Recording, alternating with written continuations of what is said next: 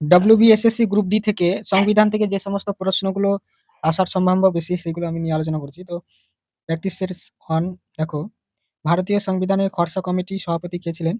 Answer doctor B R. Ambedkar. ভারতীয় সংবিধান কার্যকর হয় 26শে জানুয়ারি 1950। সংবিধানের প্রস্তাবনায় সমাজতান্ত্রিক শব্দটি কোন সংশোধনে যুক্ত হয়? 42তম সংশোধন। মৌলিক অধিকার অন্তর্ভুক্ত আছে সংবিধানের তৃতীয় ভাগে। অস্পৃশ্যতা বিলোপের কথা বলা হয়েছে অনুচ্ছেদ 17-তে। স্বাধীনতার অধিকার অন্তর্ভুক্ত আছে অনুচ্ছেদ 19 থেকে 22। সংবিধান হৃদয় এবং আত্মার কথা বলা হয়েছে অনুচ্ছেদ 32 নম্বর। রাষ্ট্র পরিচালনার নীতি নির্দেশ রয়েছে চতুর্থ ভাগে। ভারতীয় সংবিধানে বর্তমানে তফসিলের সংখ্যা হচ্ছে 12।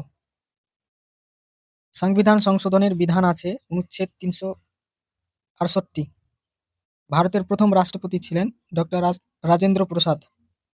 লোকসভার সর্বাধিক সদস্য সংখ্যা 552। জরুরি অবস্থা কত প্রকার? 3।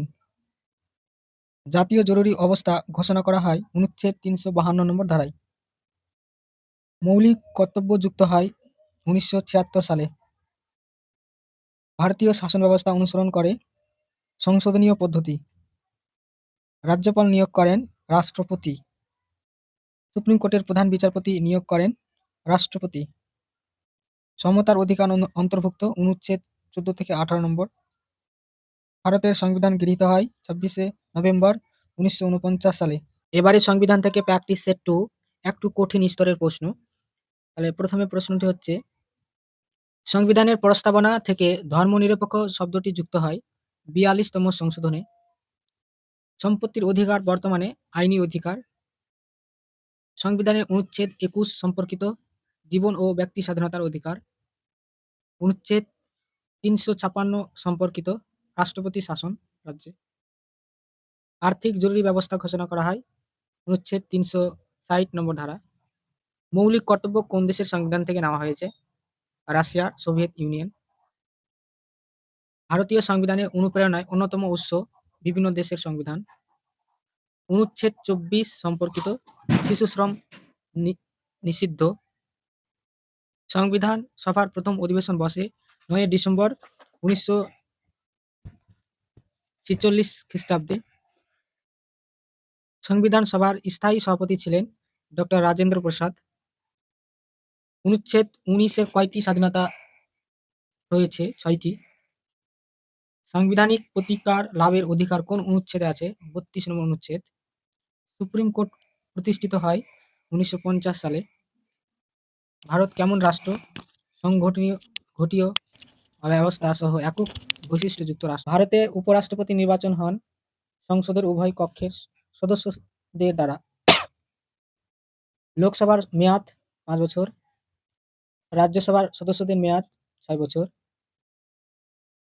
সংবিধান সংশোধনে বিশেষ সংখ্যা গরিষ্ঠতা প্রয়োজন। 2/3 উপস্থিত ভোটদানকারী সদস্য প্লাস মোট সদস্যের সংখ্যাগরিষ্ঠতা। ভারতের সর্বোচ্চ আইন ভারতীয় সংবিধানে। একটু আরো কঠিন ধরনের প্রশ্ন। ভারতীয় সংবিধানের প্রস্তাবনা সংশোধন করা হয় সংসদের মাধ্যমে অনুচ্ছেদ 368 অনুযায়ী। কোনটি মৌলিক অধিকার নয়? সম্পত্তির অধিকার। অনুচ্ছেদ 14 নিশ্চিত করে আইন সম্মুখে সমতা। অনুচ্ছেদ 370 সম্পর্কিত ছিল জম্মু কাশ্মীরের বিশেষ মর্যাদা। কোনটি সঠিক মিল? অনুচ্ছেদ 3 সংবিধান সংশোধন। ভারতীয় সংবিধান গৃহীত হয় 26শে নভেম্বর 1949 সালে। সংবিধান সভার অস্থায়ী সভাপতি ছিলেন সচ্চিদানন্দ সিনহা। মৌলিক অধিকার স্থগিত হতে পারে জাতীয় জরুরি ব্যবস্থায়। ভারতের রাষ্ট্রপতি অভিশপ্তি হন সংসদের উভয় কক্ষে বিশেষ প্রক্রিয়া দ্বারা। অনুচ্ছেদ 21-এর সম্পর্কিত হয় শিক্ষার অধিকার। সুপ্রিম কোর্টের বিচারপতিদের অবসর বয়স 65 বছর। হাইকোর্টের বিচারপতিদের অবসর বয়স 62 বছর। রাজ্যসভা একটি স্থায়ী সভা।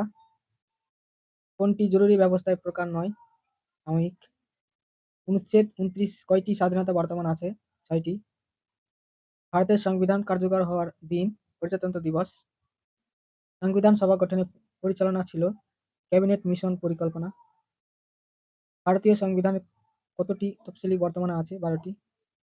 কোন অনুচ্ছেদ আর্থিক জরুরি ব্যবস্থার কথা বলা হয়েছে? 360। সংবিধানের কোন অংশে মৌলিক কর্তব্য রয়েছে? চতুর্থ।